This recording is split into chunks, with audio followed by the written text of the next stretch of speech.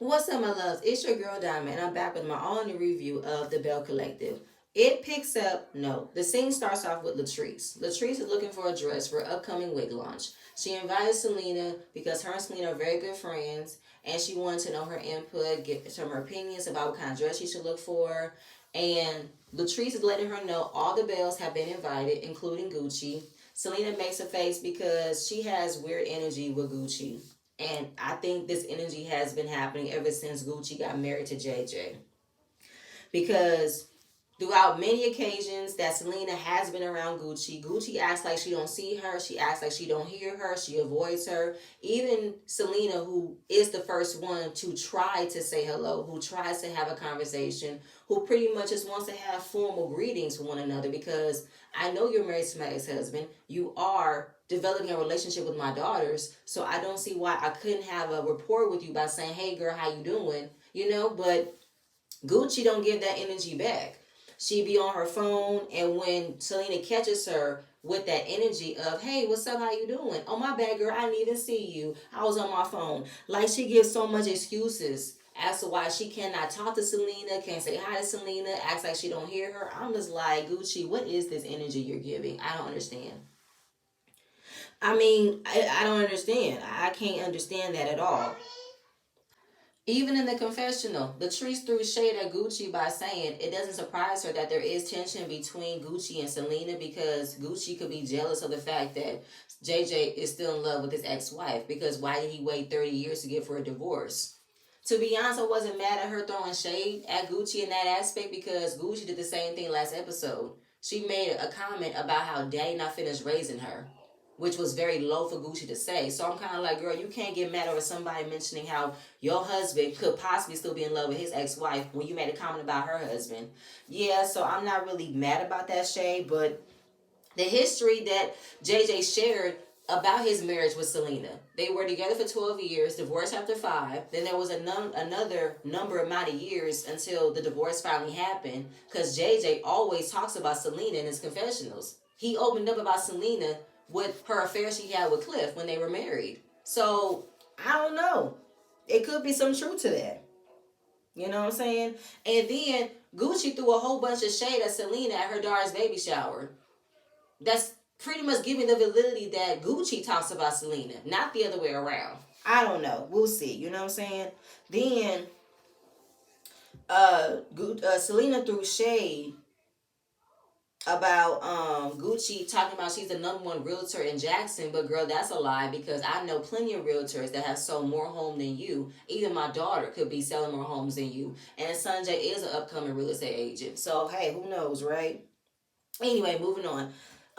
Then it goes back to what it left off last week, which was Letitia and Glenn driving off to see his grandmother. Okay, so we see his cousin, and his cousin tells Glenn the doctors pretty much say there's nothing we can do. All we can do is make her comfortable, and she has been on pain medication, so she's going in and out of hallucinations. So then when we see his grandmother in the bed, it was very uncomfortable for me to watch. I wish we did not see the scene of him talking to his grandmother, because this was such a very sensitive scene, familiar experience for me to look at. I know on reality TV, you're supposed to show every part of your life, but there are some things that should not have been filmed. And I did not need to see his grandmother struggling to talk, struggling to breathe. I didn't need to see that. It was I had to turn my face from the screen to watch, because it's a familiar experience. And I've already expressed in my last video, my husband lost 2 of his grandmothers. So very sensitive for me to look at. And when he walked back into his cousin, he's having the hope that his grandmother will fight it, she'll beat it. But his cousin said, I don't know, you can have hope, but there's nothing else that we can do from this point. You know what I'm saying? And she's tired. She's suffering. She be in pain. And if you are here like everybody else has been here, watching her, helping her, feeding her, we see how she looks in pain. She tells us she's in pain. And when sometimes she's laying in the bed, she calls to God and says, I'm ready to go home. And we found out her age. She's 93 years old. That's a long life to have lived. She probably have lived a very beautiful life. but she's ready to go. She's tired. She's done suffering. And we have to let her go. As much as we want our loved ones to live forever, to be here on this earth, we know that their time is going to come. That's why you cherish the loved ones that are here. You talk to them, you be in their lives, you love them, you care for them. That's how. That's why you can live, knowing that they lived a good life while being here on this earth. But whew, moving on from that, that was such a serious scene to see. Um, Marie, Letitia came over to Marie's home to drop off some toys. Her son is getting older. He's not playing with these toys no more. Marie got small grandchildren. They would love to have them.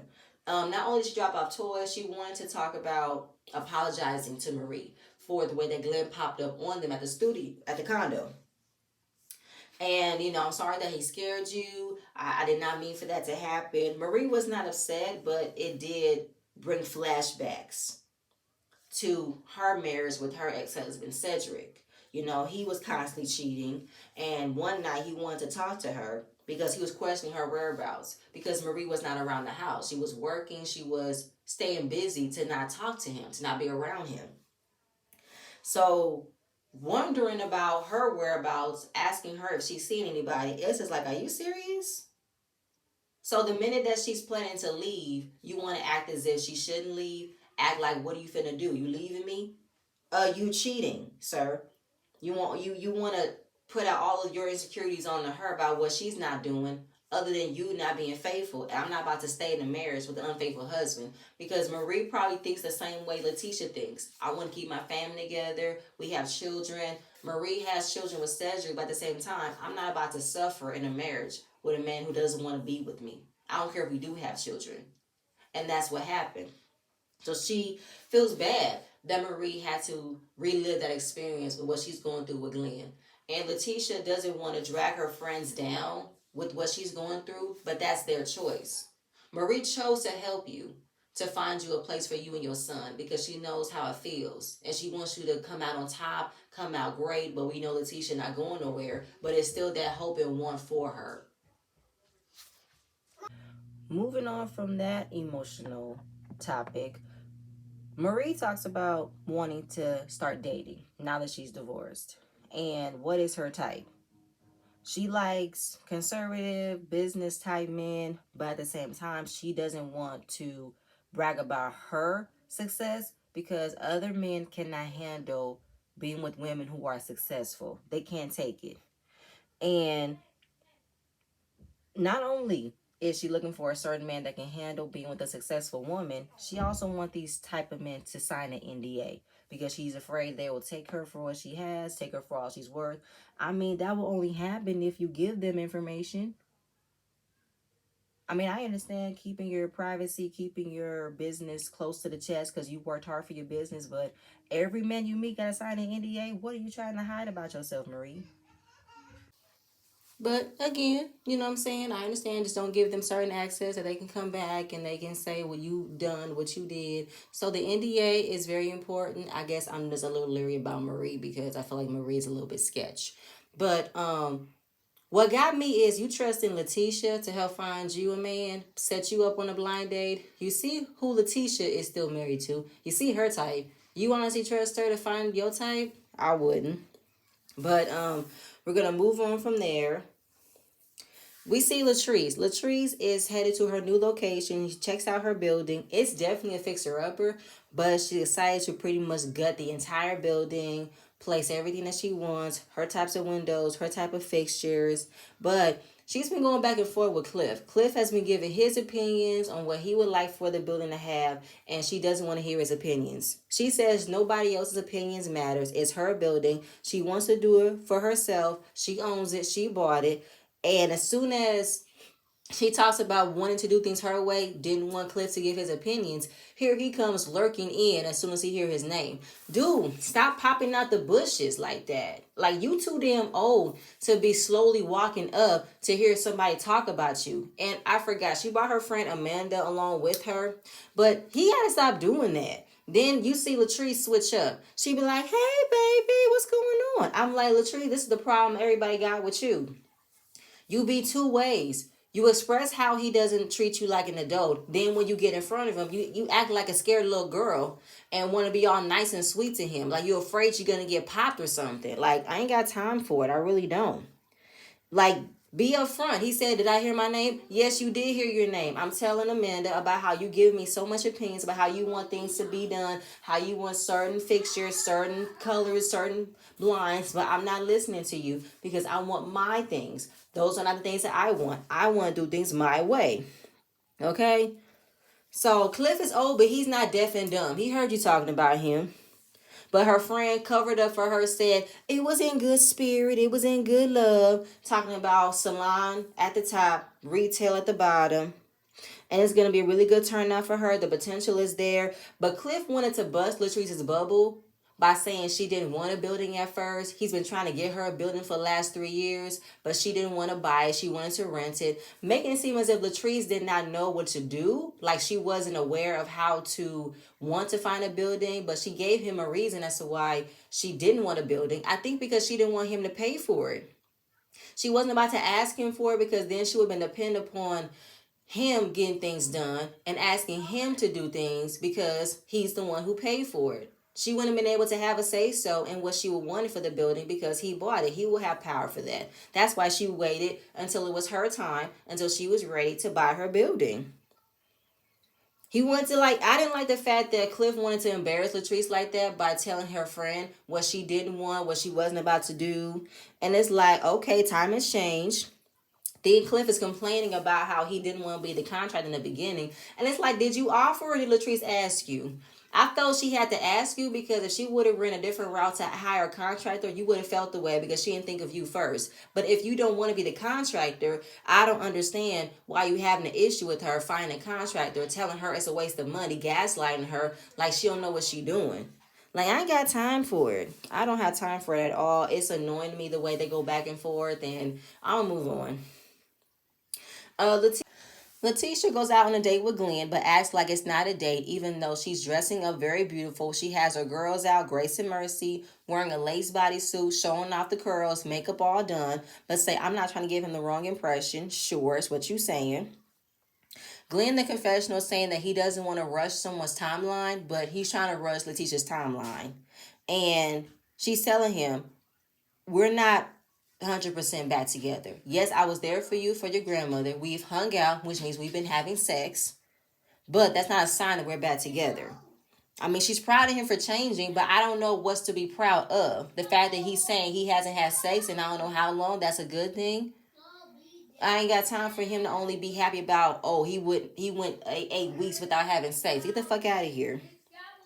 And don't become a different person for her. Become a different person for yourself. And the best way for us to be in this space until we can work on our marriage, while we are working on our marriage, I think we should live apart. He gets upset.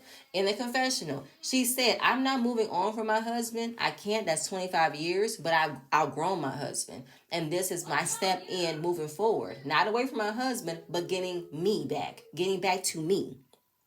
And I'm maybe living separately could help you guys out. Glenn, she's not moving across state lines. She's not going to a different state. She's moving to a different home, probably within the same area as the old house that you guys have lived in. You guys can still be a family. You can still work your way back to her heart by giving her that space, recognizing the mistakes that you've made, still show up to be a father to your son. But living under one roof when you guys are not in a good place together is not healthy for you or your son. That's not good. And he's all about, you're not taking my son from me. I don't want my son to grow up without a father. I don't want my son to grow up in an unhappy home and separated home. Well, then fix it, Glenn. Fix it. Show your son differently. Don't show him the same repeated mistakes as your father. Don't do that. Like, he don't want to understand that. He wants to say, how about we sleep in separate rooms? No, that's not going to work. You don't tell me where to lay my head. I make my own rules. Then he wants to gaslight her by saying, I keep playing around, you're going to lose me. Lose what? Lose hurt, betrayal? The fact that you got a woman pregnant, that could have been your child? I'm supposed to be happy about, I'm not supposed to be worried about losing that. I should be worried about losing you to that. Oh, please, I'll be happy to go. Very happy to go. You can miss me. She gets up and walks away, and he said, it's so funny how money changes people. It's changing you, Glenn. Obviously, you're seeing how much Letitia gets paid from being on this show, and now you want to check too. Because I'm noticing you have not been working. Ain't you supposed to be on the oil rigs for like half the month and you're home for 2 weeks? You've been in every episode then. Have you quit your job?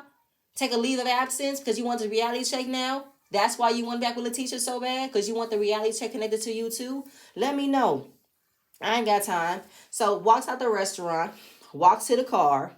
She don't want to fight with him. He said he don't want to fight with her, but he's not getting his way. Because he figured after seeing his grandmother in that state that she is about to go. She's about to die. Sorry to say it like that. And how she's been supportive of him. She's been around him. Obviously having sex. All of his emotions all over the place. So he's figured maybe she'll get it. That we're supposed to stay together. We're supposed to be a family. I mean, look at what's been happening to us. But she's not going to be so easily swindled. I have no idea if this is a plot, a ploy, that you guys are showing us the dynamics of what you guys have been going through to come out on top, that you're still together. Is that it? We're seeing right through it. And, she's kind of like, this is how it's going to be. You know what I'm saying? I'm not trying to do nothing differently than what I'm trying to do right now. So he said, you're not taking my son from me. You're not doing this for me. Listen, if you are so concerned about your son, you shouldn't have been out here making his mother upset, making his mother cry and be in pain. If you worried about your son and you saying you're not taking my son from me, then go ahead, seek full custody. But you're not going to do that. You're so concerned about your son, go ahead, take him from her. I dare you, but you ain't going to do that. So you're trying to pull on her heartstrings by talking about your son, how you want this big family under one roof, but that's not going to work. Don't try to trick your wife into keeping your son in a household where there's no happiness, there's no joy, there's no peace, there's no trust. That's not going to work, Glenn. You can miss me. Get out of here with that shit. I ain't got time. That's why she's leaving, to get her peace for this. Moving on. I can't. Oh, Marie. Marie is arriving at her date at a bowling alley? Why are you dressed like that going to a bowling alley? You couldn't find them comfortable clothes? Anyway, her type is conservative men, and don't know conservative men bowl. Yes, conservative men do bowl, but as soon as her date walks in, her date is player, a mouthful of gold teeth, spiked high tops. He was given 2006 and 8. I'm like, where did you find him? A time capsule? Letitia, you ain't shit. I ought to kick your ass. Why would you set your friend up with this man? Why would you up with Goldie? I mean, his whole mouth was full of gold. It looks like he hadn't brushed his teeth nor his ass for the last 2 weeks. He smelled a Black and Mild and Hennessy. No. So she was still true to her word, still true to her nature. She put out the NDA. He signed it, no problem. Bold, laughed, had a good time, but this man was all about playing games. He got a PS5, just like her grandkids and her sons. It's like, nope, this man is too much of a kid for me. I don't have time. I mean, she was laughing, of course, but yet this was a waste of time. And as soon as she gets out, she calls Letitia. She said, friend, you wrong for that.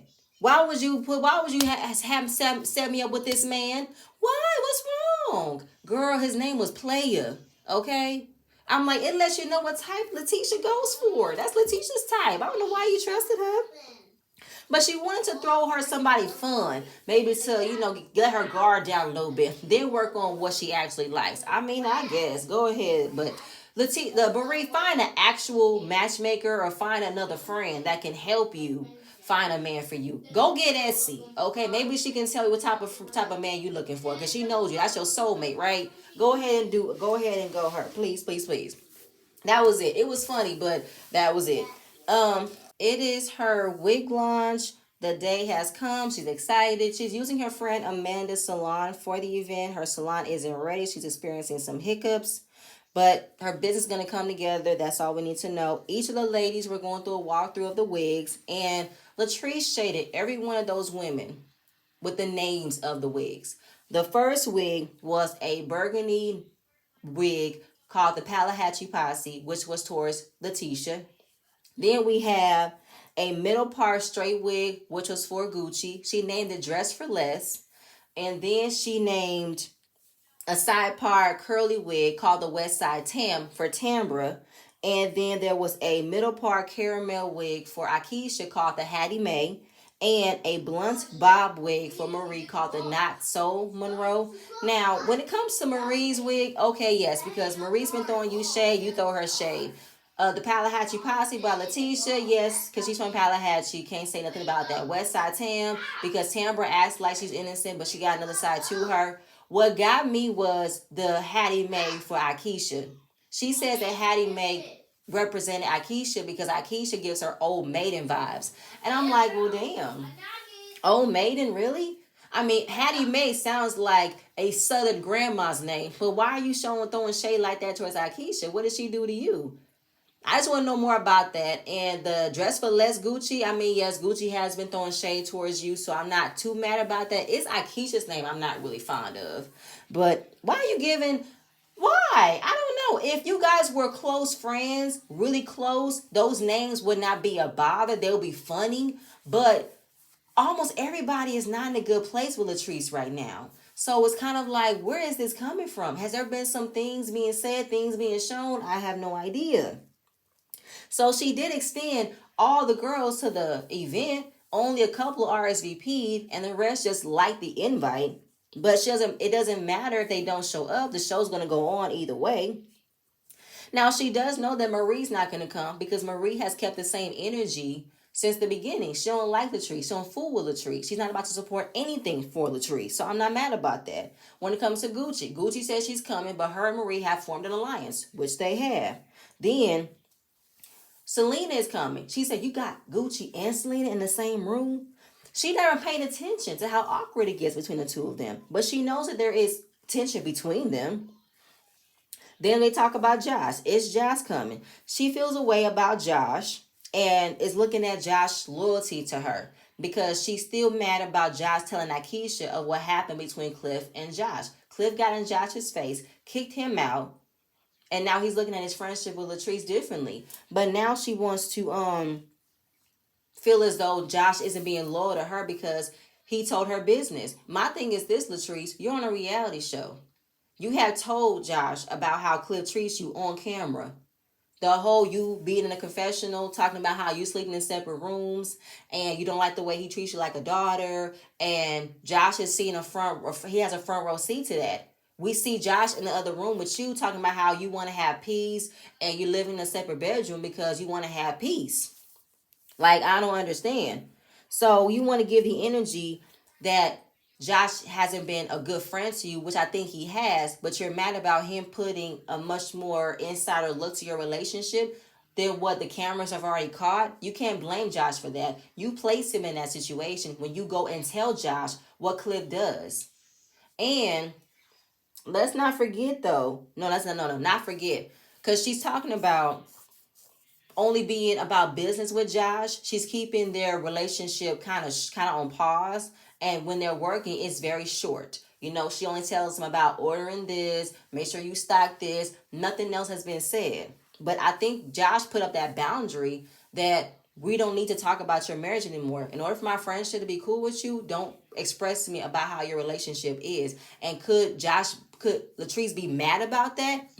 That she don't have anybody else to talk about her relationship to? Well, once you place in that situation and you don't want to admit that Cliff was wrong for getting his face like that, getting your face like that, then I don't understand what you want him to do. I really don't.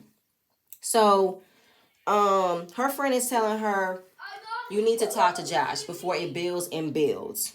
Because you tend to avoid expressing your problem and then it just blows up. But I find it so funny to me that you're mad about Josh talking to Akeisha about your business when you didn't show the same loyalty to Josh. You allowed for Cliff to get in his face. You allowed for Cliff to talk about him and you didn't defend him. Which is why when Akeisha told him, now you see where she's at. Now you see how she moved when it comes to her husband. Then you don't need to go that way no more. Stay out of it and find you another job. That's what you need to do. So I'm thinking you want to have your friend pretend that Cliff doesn't treat you like this. Cliff doesn't talk to you like this. Cliff doesn't ear hustle. When we saw it all on camera, Gucci and Akeisha are huddled in the corner. Gucci throwing shade at Selena, talking about how she be herself with Tambra. And, you know, Akeisha's staying in the background because she's not about to fool with Tambra. So Selena's talking to Tambra, you know, making sure that Gucci didn't ignore my daughter, did she? So Sanjay was there, And Selena asked Sonya, did she speak to you? Yeah, she spoke to me. Oh, okay, cool. Tamara's like, she don't speak to you? No, she don't speak to me. I have to make sure I speak to her. I have to be the one to initiate a conversation. She don't talk to me. She acts like she can't see me. So it's like what I said in the beginning. We both have, not we both, we were both married to the same man, but I have children with this man. So you're developing a relationship with my daughters. I don't think that it's a problem that we should be able to say, hi, what's up, how you doing? We ain't got to be best friends, but at least manners. Hey, hey, I know you see me, say hi. So when Gucci spots Tambra, gives her a hug, starts a conversation, knowing that Selena is literally shoulders touching Tambra, and Gucci don't see her. Gucci is literally ignoring Selena right when she's in front of her. I know Gucci can see her in the corner of her eye. So by the time that Gucci and Tambra end their conversation, she walks off. Selena has to tug her and say, hey, Shantae, come here, Shantae. Now, I just found out that Sophia So Gucci got like different names. Shantae, Sophia, So Gucci. I might either call her Gucci or Sophia or Shantae. You know what I'm saying? Because which one is which? So she taps her and say, let's talk. Is Tambra the only person you see standing here? Well, I mean, you didn't want to talk to me at the baby shower. What do you mean I didn't want to talk to you? You see how busy I was at the baby shower? And let's be clear, Gucci, she did talk to you. You asked for something to drink. She gave you something to drink. You threw shade in the confessional about how she ain't got no bottled water and that you complained about how she got her daughter and her husband sitting in lawn chairs. You wanted to make a comment about how you had your daughter and her baby daddy in king and queen chairs outside in the lawn on the curb. Girl, miss me. Okay, Gucci? You've been pressed about something. I cannot get it. And Selena wanted a moment. She did. She wanted to call it out. Girl, what's the issue? Because if this has been happening so much and in so many years, why is it now using this point, using this moment to get all out? Because Selena wants me on the show. I'm not mad about that. I like Selena. But she had to call out Gucci. Gucci had energy when she walked in. So, talking about how, you never help out with anything. Are you going to help out? Did you want to help out the baby shower? Oh, no, I did not. Okay, cool. So she said to Gucci, we've always had this interaction. So what's the problem? Well, I mean, it ain't nothing to it. You know what I'm saying? We can keep it like it was. She said, okay, that's fine, cool. Because I'm not about to sit here and talk to an extra. Now, wait a minute, Gucci. Talk to an extra? You must be feeling about that for a long time. Is you mad about the fact that Selena got the attention of being on Bring It when it wasn't you? Selena was the mother of Sanjay and the twins. JJ was the parent. And Bring It wasn't about the parents. Bring It was about the kids. So are you mad that you didn't get recognition, didn't get no camera time on Bring It? It wasn't about you. Okay, and calling her an extra. She said, first of all, I was on TV before you. I was married to JJ before you. You will always be second to me. Talking about how I'm an extra. Yeah, that was wrong, Gucci. You shouldn't have said that, but you wanted to say that. And Selena wanted to call you out. Girl, please. You felt the way about me from the beginning, and I've known you have. So now it's all of this happening left and right. Gucci taking off her purse. I think Selena tried to fling something. And boom, bam, pow, whole bunch of commotion, whole bunch of camera flicking back and forth. Then we're going to find out what happened after that. Now, Gucci, you were wrong for calling Slee an extra because I felt as though you've been holding in something for a long time and now you want to explode. Selena, the same way. You want to have a moment. You use it. I'm not entirely mad, but yeah, Gucci, it's giving jealousy a little bit. For I don't know why. Like, please be mad at JJ. Don't mad at Selena. She didn't do nothing to you. Like, what did she do to you? If you are mad that she is getting recognition more than you are because we have known Selena longer than we're just now getting to know you, I guess that's what it is. But, girl, y'all, that's all I have. Please stay tuned for my next video, and I'm going to see you guys later. Bye.